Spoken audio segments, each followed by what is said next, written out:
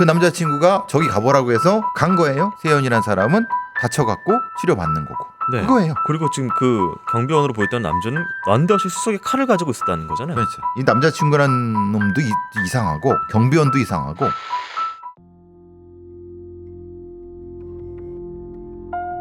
(2021년 10월 9일) 자정이 가까워지고 있던 밤 11시 30분 고요했던 전남 화순의 깊은 산속에서 갑자기 날카로운 여성의 비명 소리가 울려 퍼졌습니다.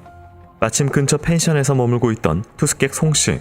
그는 가까이서 들리는 비명 소리에 자신도 모르게 소리의 발생지로 향했다고 했습니다. 사람들이랑 밖에서 한참 술 마시고 있는데 밖에서 갑자기 살려주세요 살려주세요 하는 여자 비명 소리가 들리는 거예요. 근데 그 소리가 절규에 가까웠어요. 그래서 다들 거의 홀린 듯이 소리가 난 쪽으로 향했던 것 같아요. 하지만 이미 어두워진 숲속에서 소리의 실체를 찾는 일은 쉽지 않았습니다. 그렇게 한참을 헤매던 송씨 일행. 그런데 잠시 뒤 그들은 펜션 근처에 있던 한 수로 앞에서 멈춰 섰습니다.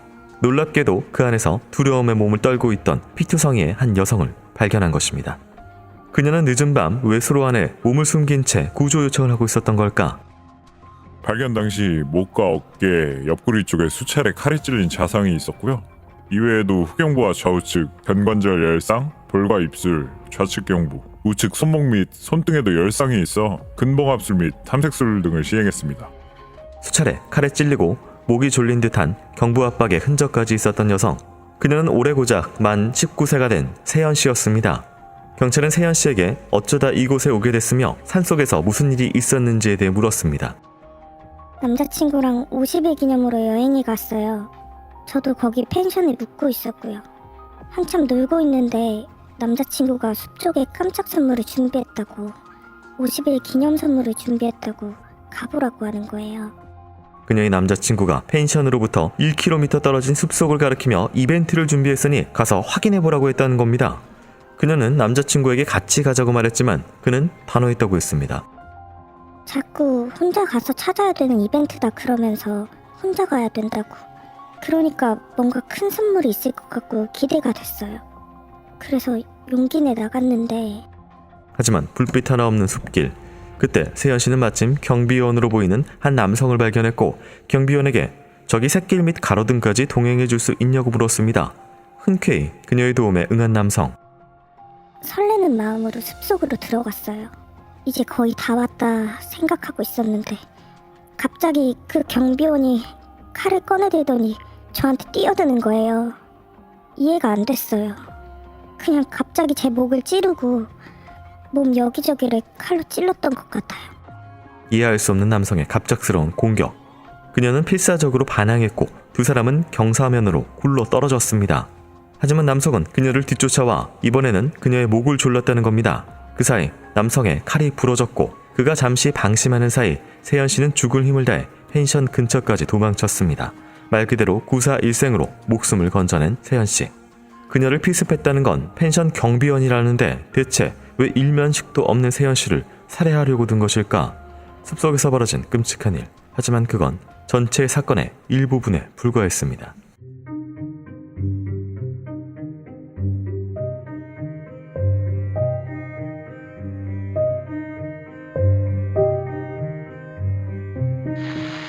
안녕하세요. 이곳은 크라임. 저는 진행과 연출을 맡고 있는 김PD입니다. 여러분 반갑습니다. 날카롭고 정확한 분석으로 대한민국의 정의를 세우고 계시는 배성훈 프로파일러님 모십니다. 네, 안녕하세요. 배성입니다. 반갑습니다. 네, 선생님 반갑습니다. 크라임은 내게 꼭 필요한 보험만 남겨주는 보험 솔루션 보험장터와 함께합니다. 네, 오늘 준비한 사건은 2021년 10월 전남에서 일어난 사건입니다. 사고를 당한 여성은 만 19세 세연 씨로 펜션에서 피습을 당했는데요. 이게 지금 발생 상황이 뭐 영화도 아니고 프로 뭐 이벤트를 갔는데 경비원이 동행해주다 갑자기 공격을 해서 수로에서 목숨을 건졌다. 이거 뭐 어떻게 봐야 되는 걸까요? 일단 뭐 거짓말일 수도 있는 상황을 얘기를 해야죠. 물론 네. 근데 자상도 있었고 뭐 옆구리, 뭐 목, 어깨 이렇게 막 마구잡이로 그 위치에 관련없이 막 뒹굴고 막 뭐 그런 거잖아요. 네. 그거 이상하죠. 왜냐? 19살 여성 하나를 제압 못 해갖고 비명소리 하니까 와서 사람들이 있으니까 완수 못하고 도망갔다는 거잖아요. 뭐 그게 아니면은 마지막까지 뭐 목을 졸랐는데 숨 끊어진 거 확인 안 하는 그러니까요. 상황이라서 승부로 쫄는데 글쎄요. 이게 아니 전 이 상황이 도대체 무슨 상황인지 잘 모르겠어요. 이 상황만 보면은 네. 이 남자친구라는 놈도 이상하고 네. 경비원도 이상하고 이 여자도 이상하고 네. 근데 이 여자는 상처는 있으니까 네. 그건 맞아. 그럼 도대체 이게 뭔지에 대해서 한번 다시 재구성을 해볼 필요가 있었던 것 같아요. 네. 지금 이게 뭐 예를 들어서 19살의 여성이기 때문에 그 습속이고 성범죄를 하려면 성범죄를 하든지 그렇죠. 아니면 뭐 강도도 아니고 음. 다짜고짜 찔러들기 때문에 이게 사실은 뭐 정신 이상자가 아니면은 이건 어떤 범죄 카테고리로 이거 사실 그러니까 또 이게 될지. 이해를 못 하겠어요. 네. 그리고 남자친구는 왜 거기로 가는? 그럼 알고 있었던 거야? 모르고 있었던 거야? 세연 씨 같은 경우에는 이 공격자에 대해서 남자친구라고 특정을 하지 않았기 때문에 사실은 두 남성은 다른 지금 남성으로 지금 있어야 되는 상황이거든요. 그죠? 네. 그러니까 진짜 말하자면 이 세연이란 사람 여자는 남자친구가 따로 있는 거예요. 네.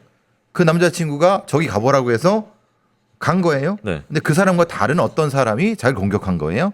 세연이란 사람은 다쳐갖고 치료받는 거고. 네. 그거예요. 그래서 이게 너무 좀 이상한 상황이고 그리고 지금 그 경비원으로 보였던 남자는 난데없이 수석에 칼을 가지고 있었다는 거잖아요. 그렇죠. 왜? 거기에 그 숲속에서 뭘 하려고?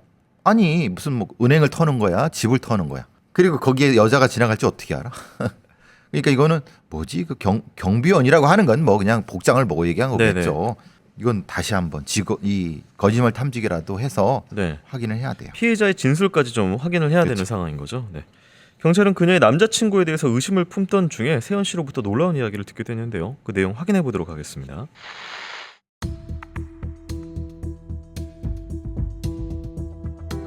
치료를 받고 병원에 입원해 있던 세연 씨. 그런데 그녀가 갑자기 경찰에 연락을 취해왔습니다.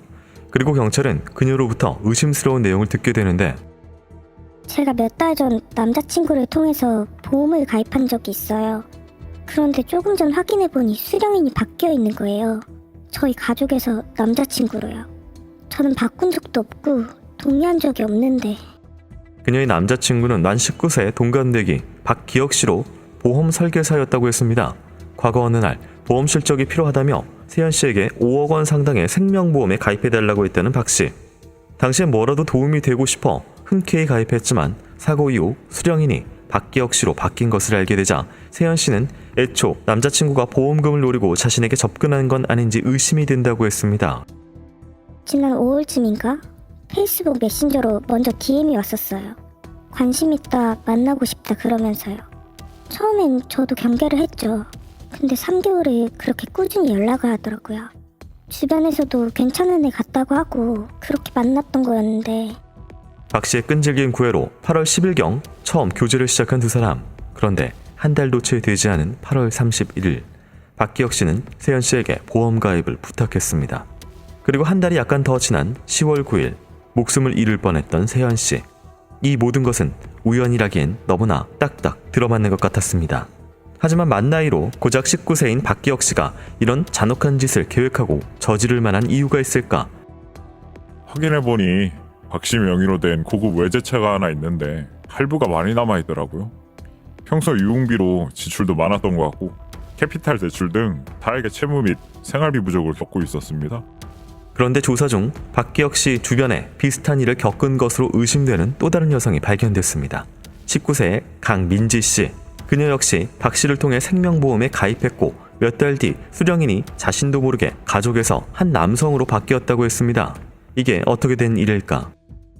사실 보험 설계사가 작심하고 가입자분 신분증 빼내고 위임장 만들어낸 다음에 휴대폰 번호까지 바꿔서 넣으면 사실 보험 가입자 모르게 수령인을 바꾸는 건 일도 아닙니다. 그만큼 허술한 거죠. 경찰은 강 씨에게 몇 가지를 묻기 위해 찾아갔습니다. 그리고 그녀에게 듣게 된 놀라운 이야기. 맞아요. 그때 기억이 통해서 보험에 가입했어요. 근데 보험금 수령자가 바뀐 건 놀랄 일도 아니더라고요. 확인해보니 제가 그 바뀐 수령인이랑 혼인관계로 되어 있었어요. 저도 모르는 남편이 생겼는데 이게 말이 되나요? 자신도 모르는 새 혼인신고가 되어 있었다고 말하는 강민지 씨. 그렇게 배우자가 된 남성이 보험 수령인을 바꿨다면 보험사의 의심을 자연스럽게 피할 수 있었을 것. 그런데 이 모든 내용을 들은 경찰은 어딘가 이상한 점을 발견했습니다. 듣다 보니 좀 이상했어요. 보통 수령인도 바뀌어 있고 심지어 자기 자신 몰래 혼인신고까지 되어 있으면 신고를 하거나 아니면 뭐 박 씨한테 찾아가서 항의를 하거나 그러잖아요. 근데 그 피해자 강 씨는 신고를 한 적도 없더라고요. 오히려 당시에 잠수를 탔어요. 상식적으로 이해가 가지 않는 강민지 씨의 행동. 그런 강 씨에 대해 추가 조사를 이어가던 경찰은 곧이어 충격적인 사실 하나를 마주하게 됐습니다.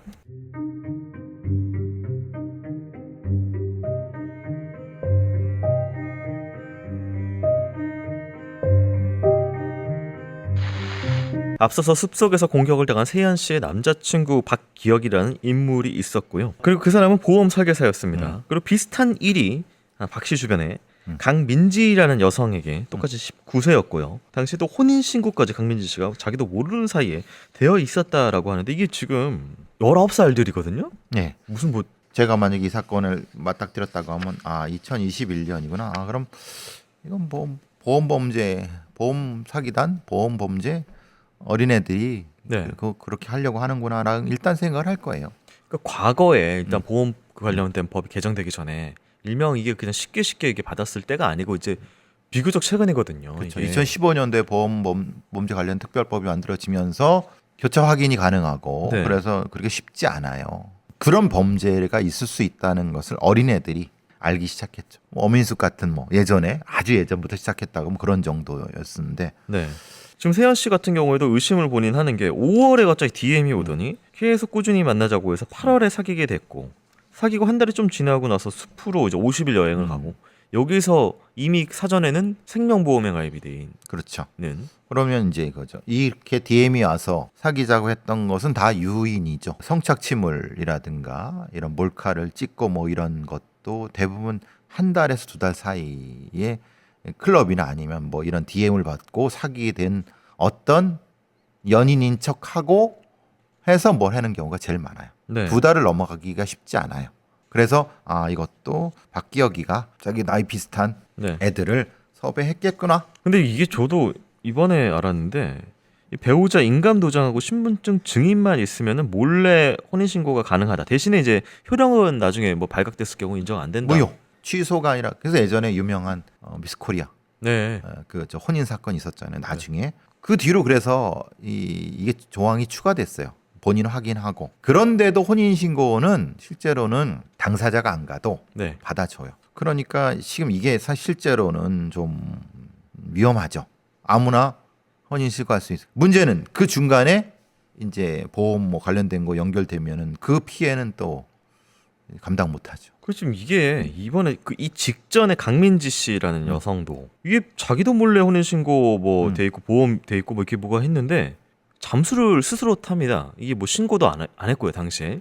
이건 뭐 자기도 관련돼 있고 본 거죠. 그 내용을 조금 알고 네. 용돈 좀 주니까 그래 뭐 이런 정도라고 하면 19살이니까 철이 없으니까 네. 그럴 수 있겠죠. 19살 정도면 예전에는 집 나온 네. 뭐 학교 밖 청소년 뭐 이런 개념이라고 하면 그래서 딱 19살짜리들이 딱 위험한 게 그거죠.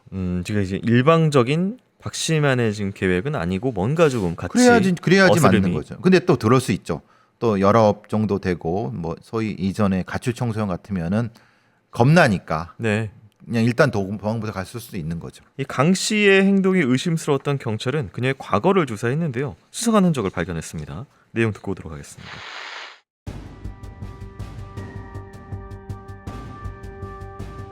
경찰은 강민지 씨의 혼인신고 내용을 확인해봤습니다. 그리고 그녀의 주장대로 몇 달 전 또래 남성인 임 씨와 혼인신고가 되어 있었습니다. 그런데 이상하게도 19세인 민지 씨는 그 직전 이상한 결혼을 또 했던 것으로 드러났습니다. 임 씨와 혼인 신고가 됐다는 날로부터 불과 한 2달 전쯤에 그러니까 7월 20일에 강 씨가 협의 이혼 신고를 한 내역을 발견했습니다. 결혼도 전에 이혼이라 이상해서 확인해 보니까 이미 같은 해인 5월 24일경에 강 씨가 또 다른 남성이 김 씨랑 혼인을 했었더라고요.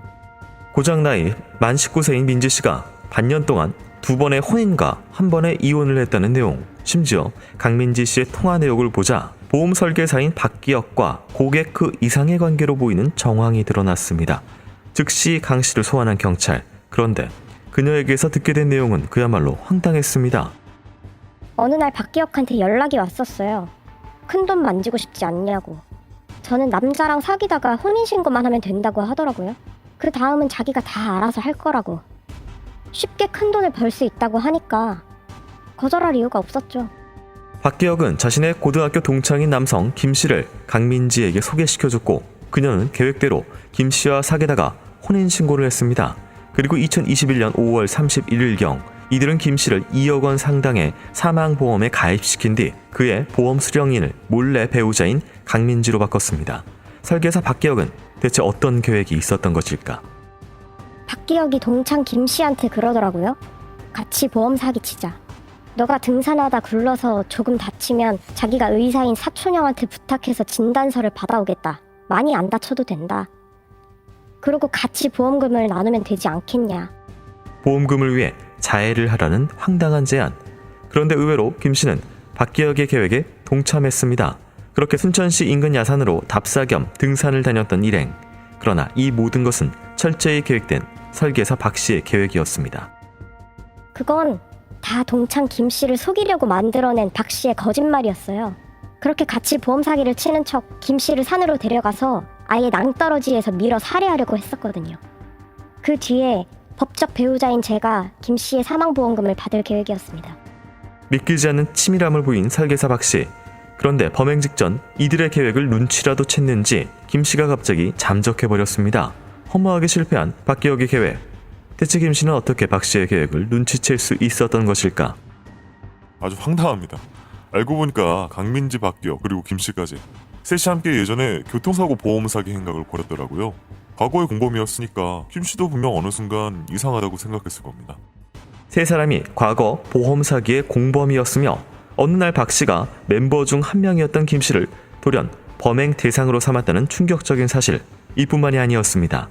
그는 범행 대상인 김 씨가 사라지자 아무렇지도 않은 듯 이번엔 그 타겟을 범행의 아내 역할로 공모하고 있었던 강민지로 바꿨던 것입니다. 뭔가 쎄했어요. 김 씨가 잠적하고 6월 초에 우연히 전 남친을 만났거든요. 걔가 자기랑 결혼하자고 빨리 이혼 신고하라 그러고 또 등산을 자꾸 가자 그러는데 보험은 6억 가까이 더 들자 그러고 누가 봐도 이게 우연이 아니잖아요? 김 씨에게 계획했던 범행이 자신에게 그대로 세팅되자 불안함을 느꼈던 강민지. 결국 그녀 역시 도망을 선택했습니다. 오로지 돈을 목적으로 동료도 배신한 악마 같은 박기혁의 범행. 그런데 그때 강민지가 박기혁에 대한 비밀을 안다며 운을 뗐습니다.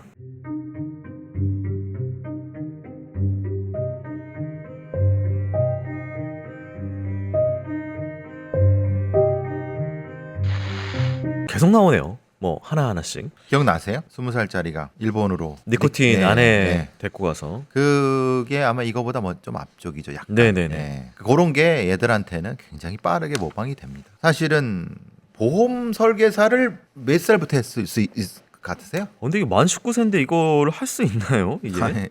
중학생도 할 수 있습니다.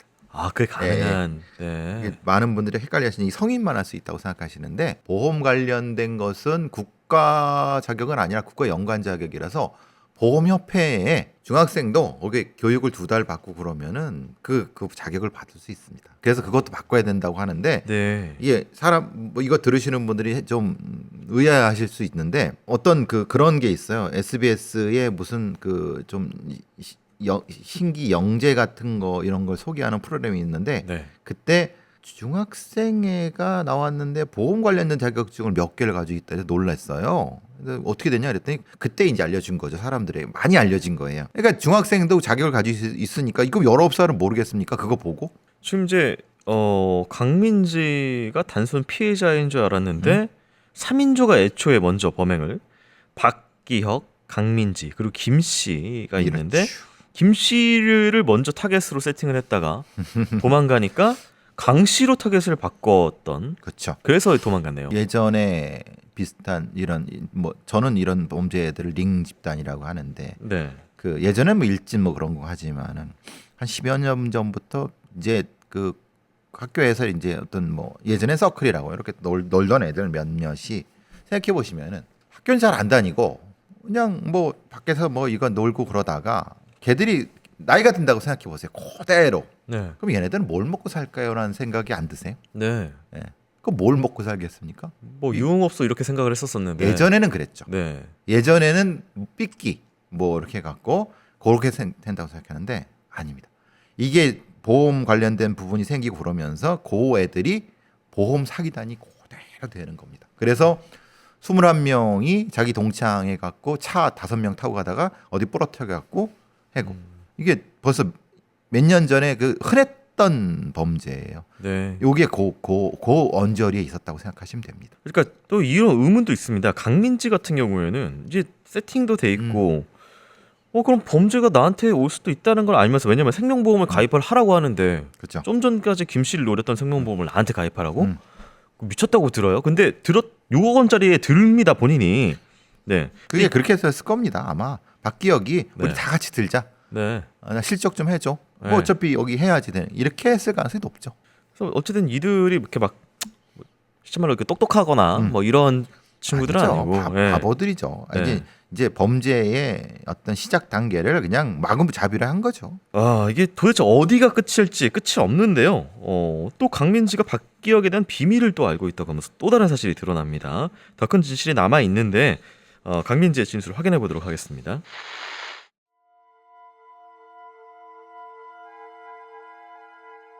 강민지는 자신이 검거된 것이 억울하다는 듯 박기혁의 비밀에 대해 이야기할 것이 있다고 했습니다. 박기혁 옆에는 항상 범행 계획을 짜는 사람이 한 명 있었어요. 그 사람도 박기혁 고등학교 동창이라고 들었고요. 모든 범행은 다 그 사람 머리에서 나왔고 박기혁은 그에 따라 움직였어요. 그녀의 말에 따르면 박기혁은 보험 설계만 했을 뿐 모든 범행을 계획하고 주도한 건 박 씨의 동창인 또 다른 남성 유태수라고 했습니다. 그리고 놀랍게도 지난 10월 9일 새벽 숲속에서 세연 씨를 피습했던 괴한의 정체가 바로 박기혁의 동창 유태수였습니다. 확인 결과 이들은 수차례 펜션을 답사오는 치밀함을 보였습니다. 범행 전 8일 동안 무려 3번이나 왔었더라고요. 그곳엔 박기혁, 유태수, 그리고 또 한 명의 남성까지 총 3명이 있었습니다. 또 한 명의 남성, 바로 강 씨와 최근 혼인신고를 했던 임 씨였습니다. CCTV 확인 결과 임 씨는 10월 9일 저녁 7시 45분경 순천시에서 칼날 길이 10cm의 과도를 구입해 유태수에게 건네줬습니다. 이후 직접 유 씨의 차를 운전해 범행 장소로부터 약 11km 떨어진 접선 장소에 그를 내려준 임 씨. 그 사이 박기혁은 세연 씨를 속여 8시경 펜션으로 도착했습니다. 박 씨가 10시 30분쯤에 잠깐 객실에서 나가더라고요. 그때 접선 장소에서 기다리던 유 씨를 태워서 범행 장소에 내려줬던 겁니다. 그리고는 바로 객실로 들어가서 세연 씨에게 선물을 준비해 놨으니 찾아오라고 했던 거죠. 이들은 세연 씨를 범행 장소로 유인할 방법과 흉기를 든 유태수가 세연 씨를 살해할 장소, 범행 후 대피할 동선과 접선할 장소까지 모든 구체적인 범행 계획을 수립하고 예행 연습을 해왔던 것으로 밝혀졌습니다. 그러나 치밀하게 준비한 것과는 다르게 이들은 범행 당일 어처구니없게도 현장에서 모두 붙잡혔습니다. 원래 계획대로라면 유 씨가 세연 씨를 살해하고 대기하고 있던 임 씨가 그를 태우고 도망갔어야 합니다. 그런데 우선 세연 씨가 도망치면서 살해하지 못했고요. 정말 하늘이 돕기라도 한 건지 임 씨는 타이어에 문제가 생겨서 아예 현장 근처로 출발도 못했습니다. 수차례 연습한 계획이 틀어지자 이들은 허둥대기 시작했습니다. 유태수는 펜션에 있던 박기혁에게 전화를 걸어 실패했다, 빨리 날 데리러 와라 라고 요청했고, 이에 박기혁이 서둘러 자기 차를 몰고 유태수를 태워 자신들의 주거지인 순천으로 도망가려고 했습니다. 그런데 변수가 생겼습니다. 그들이 차를 타고 빠져나가던 그때 세연 씨가 사람들에게 발견된 겁니다. 당연히 펜션 주인 입장에서는 같이 온 남자친구 박 씨가 보호자니까 연락을 했겠죠. 의심을 피하기 위해서 박 씨는 현장으로 돌아갈 수밖에 없었습니다. 계획이 없던 일이라 당황했던 것일까? 피가 묻어있던 유 씨는 그대로 황급히 트렁크로 숨었습니다. 그렇게 유태수를 싣고 현장으로 돌아간 박기혁. 그러나 펜션에 도착했을 땐 이미 경찰이 도착해 있었고, 현장을 떠났던 박기혁을 의심한 경찰이 그의 차 트렁크를 확인했습니다. 트렁크가 열리자 피 묻은 옷을 입고 몸을 숨기고 있던 유태수가 당황한 표정을 짓고 있었습니다.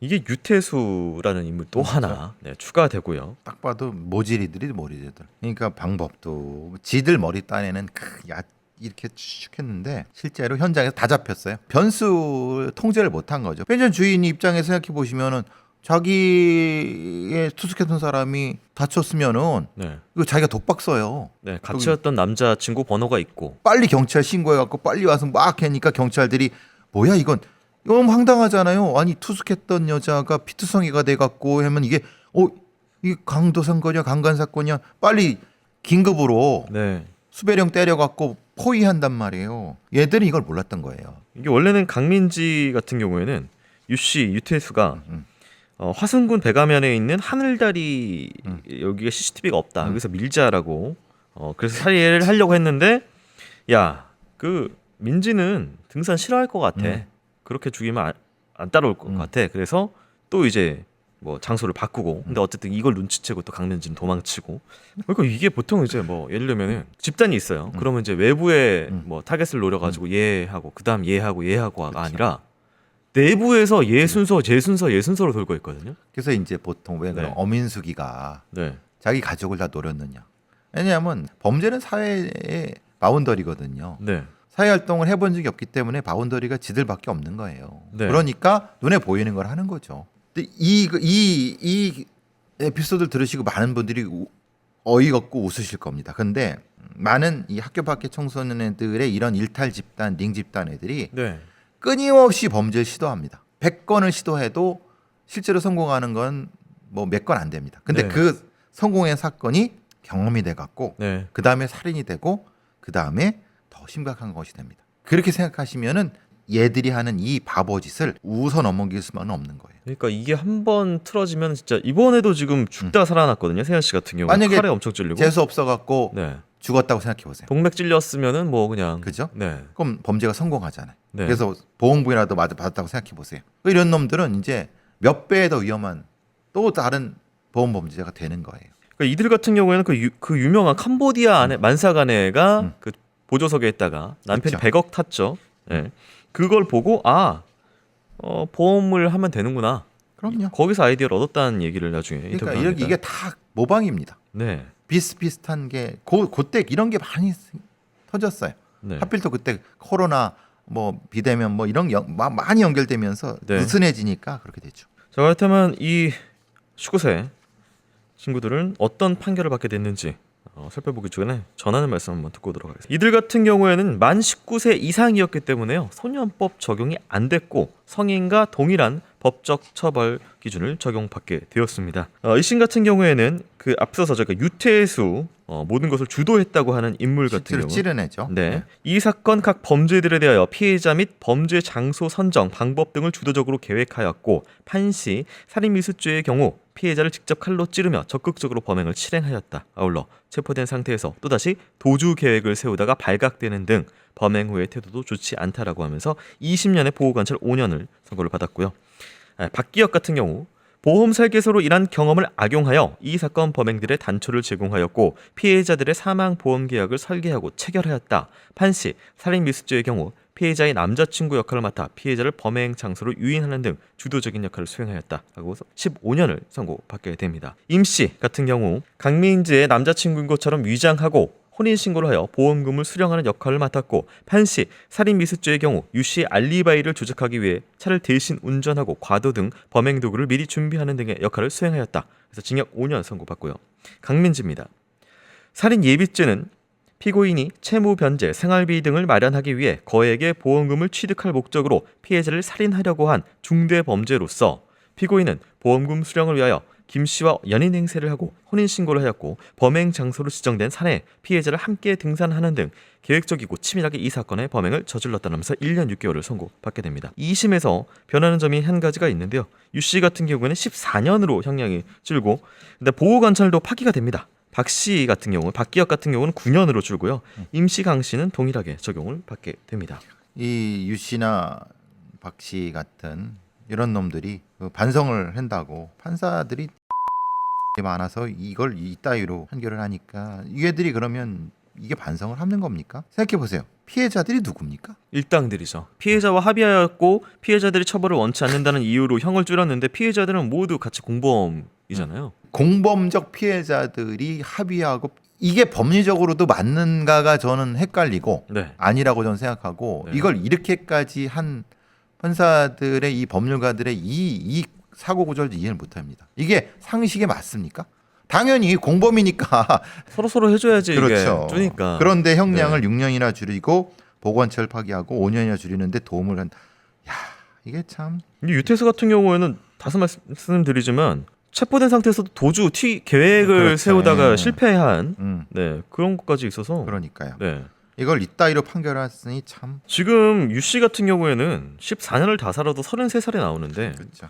그 전에 가석방이 되면은 뭐 20대 후반도 나올 수 있을 만한 그리고 이 일당들 다시 안 모일까요? 뭐 이런 여러 가지 불안함이 있네요. 그러니까 정상적으로 이런 어떤 소년범에서 성인으로 넘어간 요 단계에서 제대로 교정이 이루어지지 않으면은 얘네들은 뭐 굉장히 위험한 자들이 되죠. 어쨌든 뭐 이게 굉장히 놀라운 사건인데 뭐 의외로 그렇게 크게 알려지진 또 않았던 그러니까요. 네 그런 사건이고 교수님이 앞서서 말씀하신 대로 중요한 이유가 이게 일명 그 학교 밖 청소년들이라고 하는 친구들이 어떤 식으로까지 악화될 수 있는지 그리고 현재도 지금 예를 들면 뭐 어떤 룸 안에 원룸 안에 가다 놓고 뭘 성매매를 시켰다가 결국 뭐 매장 죽이고 매장시켰다가 발각되는 경우라든지 계속해서 뭔가 지금 우리가 보이지 않는 곳에서 벌어지고 있는 현상들이거든요. 애초에 그러니까 학교 밖의 아이들이라는 걸 그냥 놔놓고 우리 사회가 있으면은 결국은 끔찍한 범죄 피해자가 될 수가 있는 그런 상황에 대해서 굉장히 좀 관심을 가져야 되는 부분이 아닐까 싶고 그리고 아쉬운 판결에 대해서도 다시 한번 좀